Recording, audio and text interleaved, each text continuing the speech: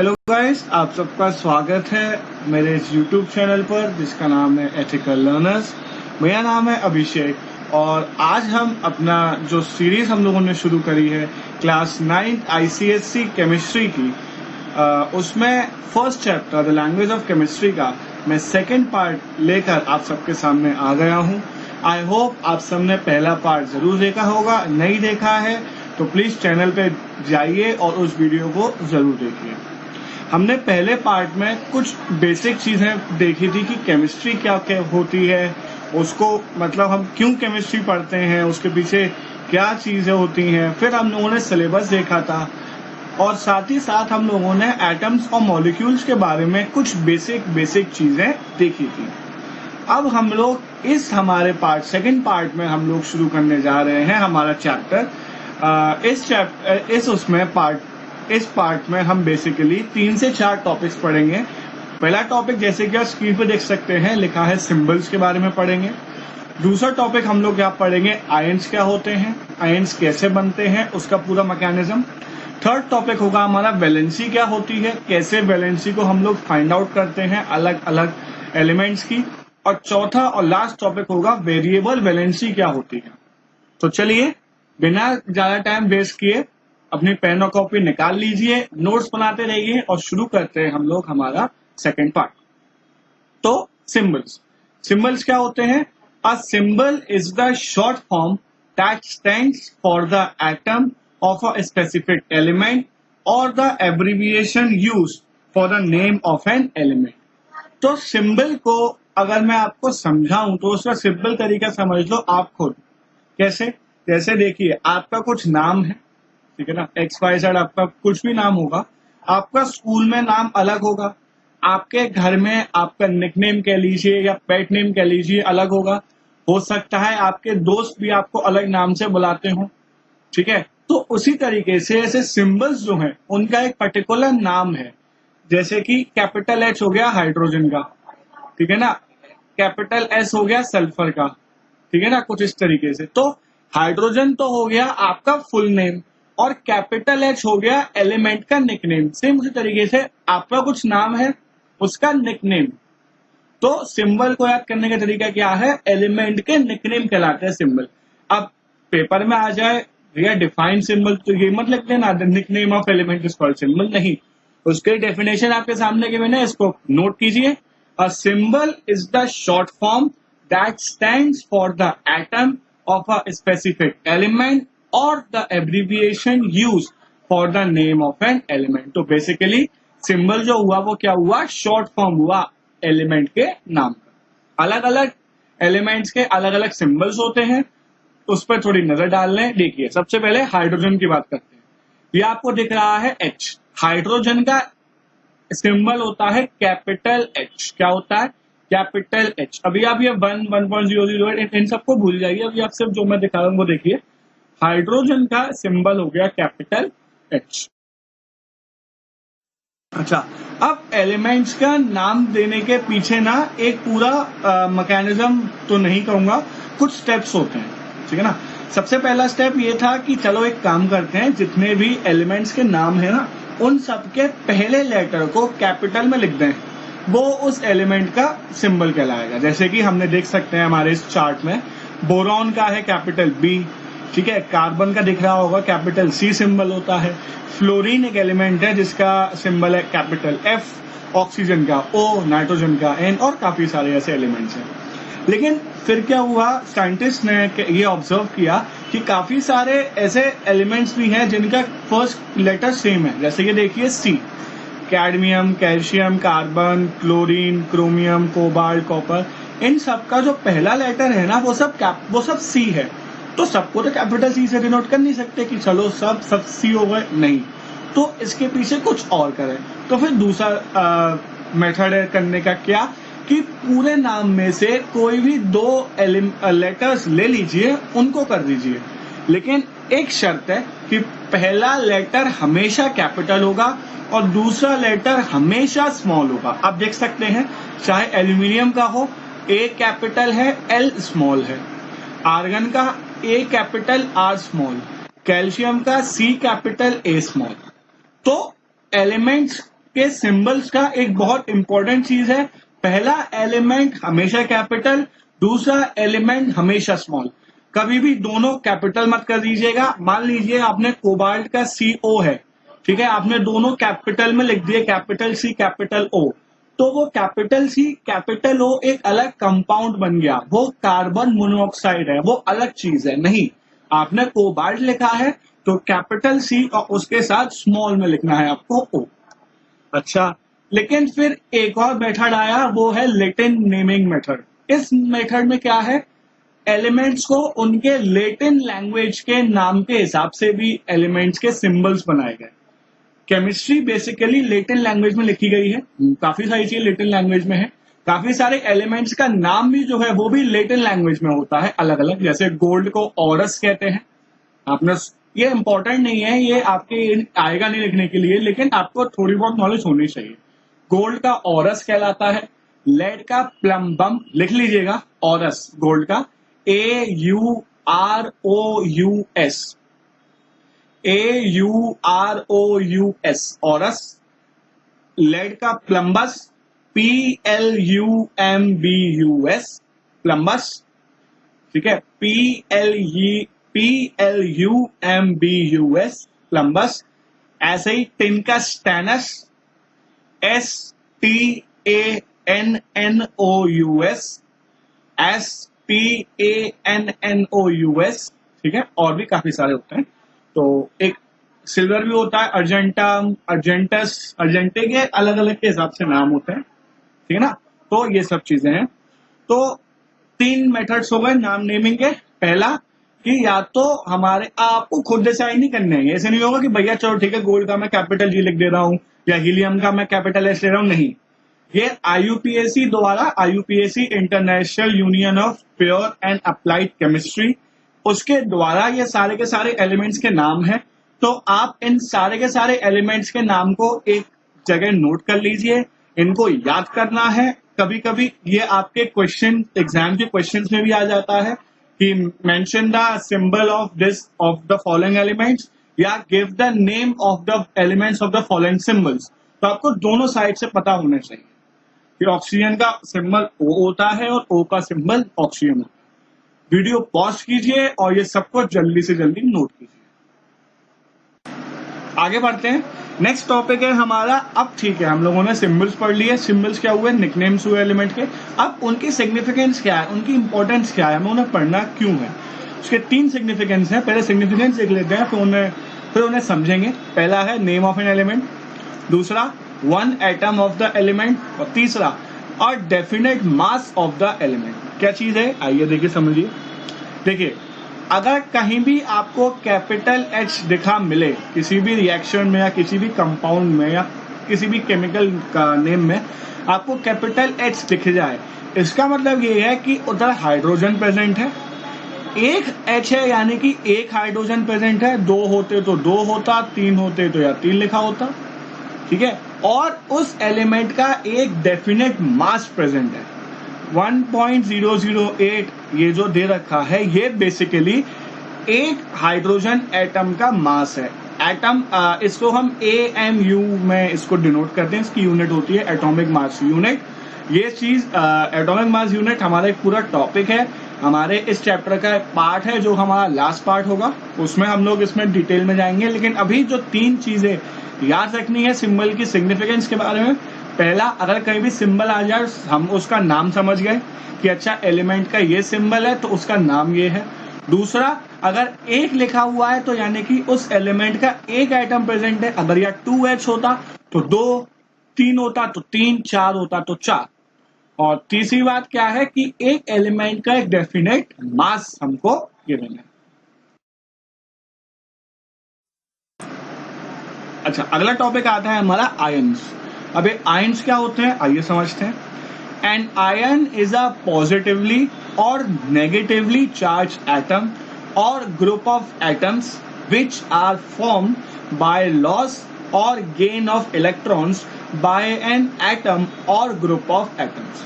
अब एक आयन जो है वो एक पॉजिटिवली या नेगेटिवली चार्ज एटम कहलाता है, या फिर काफी सारे एटम्स मिलकर भी ये आयन बनाते हैं, जो कि बनता है जब एटम्स में से या ग्रुप ऑफ एटम्स में से इलेक्ट्रॉन का लॉस हो या इलेक्ट्रॉन का गेन हो। नहीं समझ, अगर समझ में आ गया हो तो ठीक है, नहीं समझ में भी आया तो अभी हम और इसको एक एग्जाम्पल से भी समझेंगे। अभी आप यही देखिए, इनको नोट कर दीजिएगा, नोट करिए इनको। नेक्स्ट इंपॉर्टेंट पॉइंट है, बहुत इंपॉर्टेंट चीज है। The number of electrons that an atom can lose, gain or share during a chemical reaction is called its valency. Question आता है एग्जाम में, सिंपल, डिफाइन वैलेंसी। तो क्या हुई, कितने इलेक्ट्रॉन एक एटम गेन कर सकता है, लूज कर सकता है या शेयर कर सकता है किसी भी केमिकल रिएक्शन के दौरान, उसे हम लोग कहते हैं उसकी वैलेंसी। क्या कहते हैं, उसकी वैलेंसी कहते हैं। या फिर एक और डेफिनेशन होती है वैलेंसी की, the valency of an element is a measure of its combining power with other elements. यानी कि एक एलिमेंट की वैलेंसी हमको ये बताती है कि उस एलिमेंट की दूसरे एलिमेंट्स के साथ कंबाइन होने की पावर क्या है। इतना डिटेल में नहीं जाएंगे, ब्रीफ में जाएंगे। पहली बार डेफिनेशन नोट करेंगे जल्दी से अपने नोट रजिस्टर में। The number of electrons that an atom can lose, gain or share during a chemical reaction is called its valency. I hope, pause कीजिए, नोट कीजिए जल्दी से डेफिनेशंस, अभी इनको समझाएंगे आगे, अभी डेफिनेशंस नोट कीजिए। चलिए, आई होप आप सबने नोट कर लिया होगा। ये देखिए, सोलर सिस्टम सर आपको दिखाई दिया एक सामने, आपको देख सकते हैं सोलर सिस्टम है।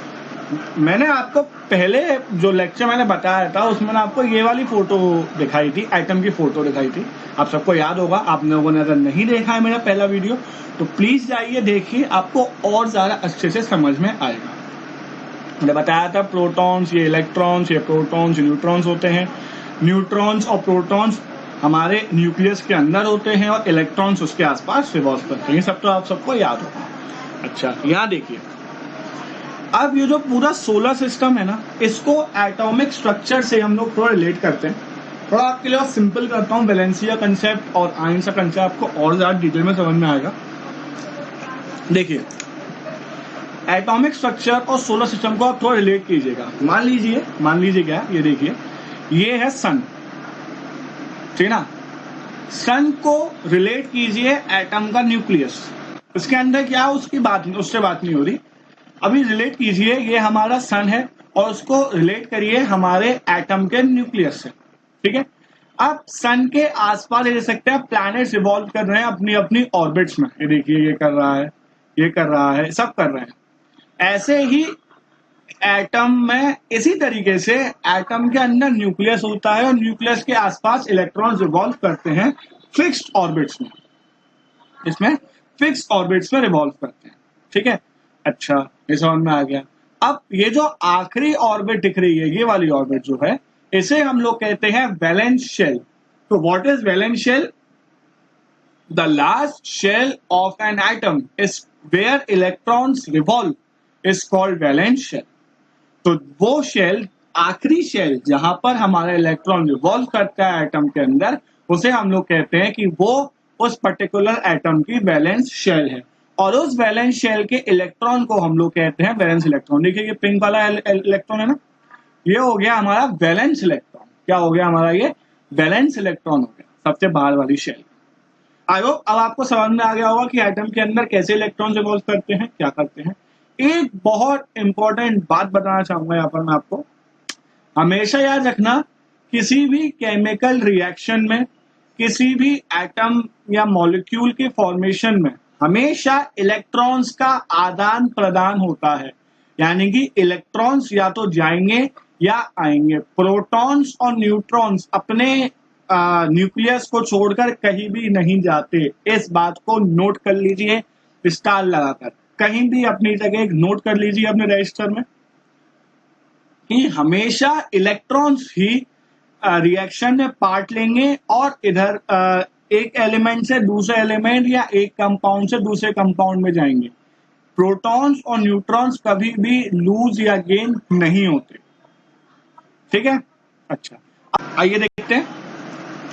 ये देखिए, ये है सोडियम, मैग्नीशियम, ये आया एल्यूमिनियम, ये आया सिलिकॉन, ये आया फॉस्फोरस, ये आया सल्फर, ये आया क्लोरीन और ये आया हमारा आर्गन, ठीक है। अब देखिए सोडियम का स्ट्रक्चर देखिए, चाहे तो इन्हें बना लीजिए, चाहे क्या इनको अपने डायग्राम में इन डायग्राम्स को ड्रॉ कीजिए, क्योंकि ये एटॉमिक स्ट्रक्चर में भी आ जाते हैं। ड्रॉ द स्ट्रक्चर ऑफ फलान एलिमेंट, कोई भी एलिमेंट का एटॉमिक स्ट्रक्चर पूछ लेता है कभी कभी, तो आपको पता होना चाहिए। अच्छा देखिए, अब ये 281 ये सब इलेक्ट्रॉनिक कॉन्फ़िगरेशन है, इन सबको छोड़िए, अभी मैं जो बात कर रहा हूँ उस पर ध्यान दीजिए। ये देखिए, ये सोडियम है, ये सोडियम का न्यूक्लियस है, ठीक है। इसके आसपास इलेक्ट्रॉन रिवॉल्व कर रहे हैं ऑर्बिट्स में, शेल्स में। ये आखिरी ऑर्बिट है जिसमें इलेक्ट्रॉन रिवॉल्व करता है, इसको क्या कहेंगे, वैलेंस शेल, और इस इलेक्ट्रॉन को क्या कहेंगे, वैलेंस इलेक्ट्रॉन। अब देखिए, जितने भी एटम्स होते हैं वो कंपाउंड्स बनाते हैं जिससे कि वो स्टेबिलिटी अटेन कर सकें।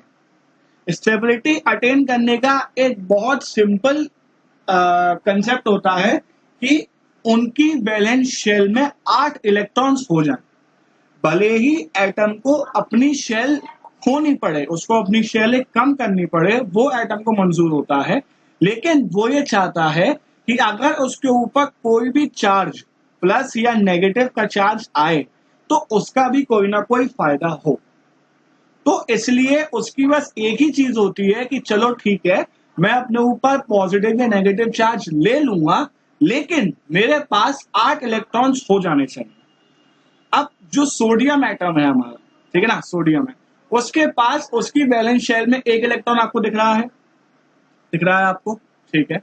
अब उस वैलेंस शेल, अब हमारे सोडियम के पास 2 रास्ते हैं, या तो वो अपना 1 इलेक्ट्रॉन दे दे, अपनी शेल रिमूव ही कर दे वो वाली, और अगली शेल में 8 इलेक्ट्रॉन्स हैं तो Na पॉजिटिव बन जाए और अपना ऑक्टेट उसका भी कंप्लीट हो सके और वो कंपाउंड बना सके। या फिर दूसरा रास्ता क्या है, वो 7 इलेक्ट्रॉन गेन करे, अपने ऑक्टेट पूरा करे 8 इलेक्ट्रॉन्स के साथ, और Na-7 बनकर अपनी जिंदगी बिताए। अब सीधी सी बात है, एक ज्यादा सिंपल होगा एक इलेक्ट्रॉन देना एज कंपेयर टू 7 इलेक्ट्रॉन लेना, क्योंकि एनर्जी भी होती है इसमें, काफी सारे फैक्टर्स होते हैं।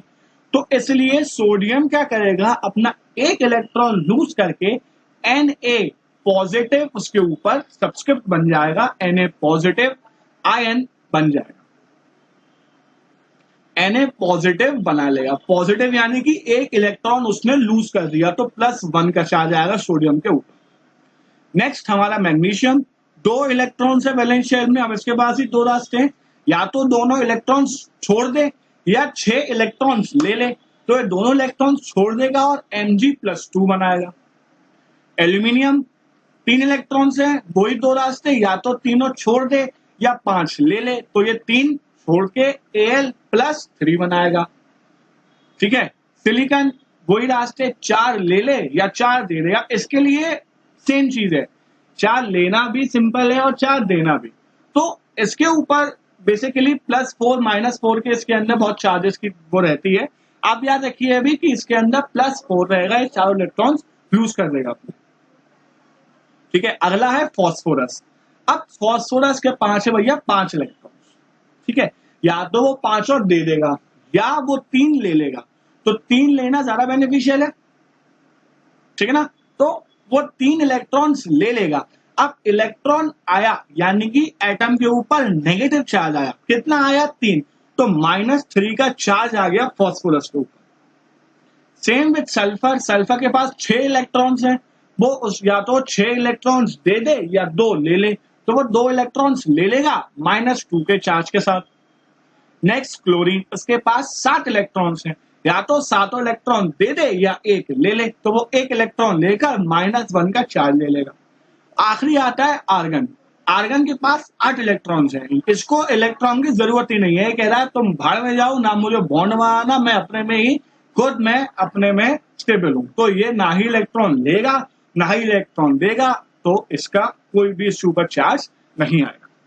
समझ में आया पूरा कंसेप्ट? आई होप समझ में आया होगा। नेक्स्ट चीज है, आइए नेक्स्ट देखते हैं।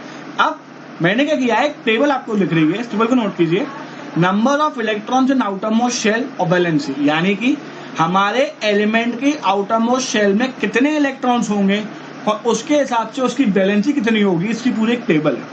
देखिए, एक इलेक्ट्रॉन, ये सोडियम का मैंने अभी समझाया, सोडियम के पास एक इलेक्ट्रॉन था, उसने एक इलेक्ट्रॉन लूज करा तो उसकी वैलेंसी हो गई 1। वैलेंसी क्या थी? Number of electrons and atom can share, lose और गेन, यानी कितने इलेक्ट्रॉन्स एक पर्टिकुलर आइटम या तो शेयर कर सकता है या लूज कर सकता है या गेन कर सकता है, वो कहलाती है उसकी वैलेंसी। तो हमारे इलेक्ट्रॉन्स जो हैं उन्होंने एक वैलेंसी जो है, उनकी वैलेंसी 1 हो गई सोडियम की। नेक्स्ट मैग्नीशियम, उसके पास 2 इलेक्ट्रॉन्स मैग्नीशियम पे थे, उसकी वैलेंसी 2 हो गई। नेक्स्ट थर्ड था हमारा एल्यूमिनियम, 3 इलेक्ट्रॉन से तो उसकी वैलेंसी 3 हो गई। नेक्स्ट था सिलिकॉन, 4 इलेक्ट्रॉन से तो उसकी वैलेंसी 4 हो गई। नेक्स्ट था फॉस्फोरस 5, उसने 3 इलेक्ट्रॉन्स गेन करे थे तो उसकी वैलेंसी 3 हो गई।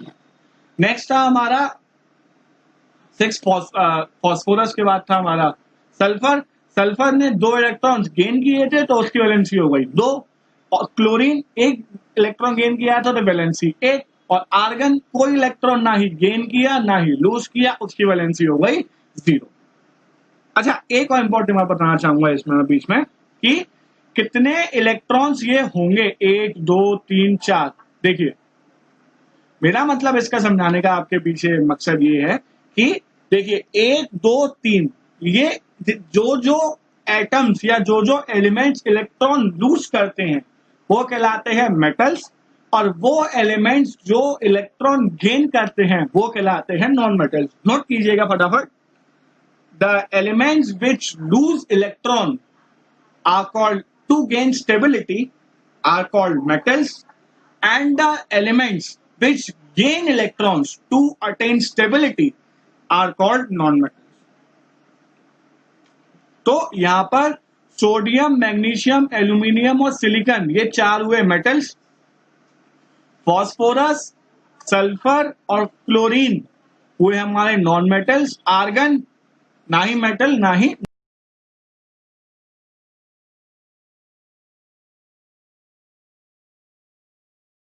आगे बढ़ते हैं, वेरिएबल वैलेंसी। अब हमारा वीडियो थोड़ा टाइम से एक्सटेंड हो गया है तो इसकी काफी सारी चीजें मैं नेक्स्ट इसके चैप्टर में बताऊंगा। इसके लिए इलेक्ट्रॉनिक कॉन्फ़िगरेशन पता होना जरूरी है, लेकिन थोड़ी बहुत चीजें बता देता हूँ।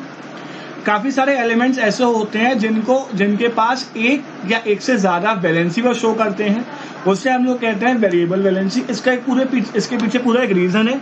उसके लिए आपको इलेक्ट्रॉनिक कॉन्फ़िगरेशन आनी चाहिए, जो कि हम पीरियोडिक टेबल चैप्टर नंबर 5 में पढ़ेंगे।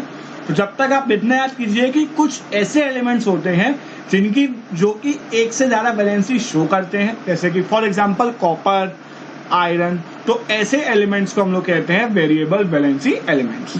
अच्छा, अब एक इंपॉर्टेंट मैं बताता हूं। अगर किसी एलिमेंट के पास 2 अलग अलग वैलेंसीज हैं, अगर किसी एलिमेंट के पास 2 अलग अलग वैलेंसी है, तो जिस एलिमेंट की वैलेंसी ज्यादा है उसके सफिक्स में लगेगा IC, और जिसकी वैलेंसी कम है उसको लगेगा OUS। अब इसको कैसे याद रखें? ABCD में आइए, आप सबने ABCD पता होगी, ABCDEFGHI। आई पहले आया ना IC का, तो आई पहले आया तो उसको वैलेंसी ज्यादा मिलेगी। उसको याद करने की ट्रिक है, IC आया तो उसको वैलेंसी ज्यादा, यानी Cu+3 है तो उसका क्या नाम हो गया? क्यूप्रिक नाम हो गया, क्यूप्रिक। Fe+3 है तो फेरिक, और क्योंकि O बाद में आया I से तो उसको मिलेगी वैलेंसी 2। आपके सामने एक टेबल दे रहा हूं मैं, एग्जांपल्स ऑफ वेरिएबल वैलेंसी की। इस टेबल को आप लोग नोट कर लीजिएगा। इसमें आयरन की वैलेंसी है 2 3, उसके नेम है, उसका एग्जांपल है।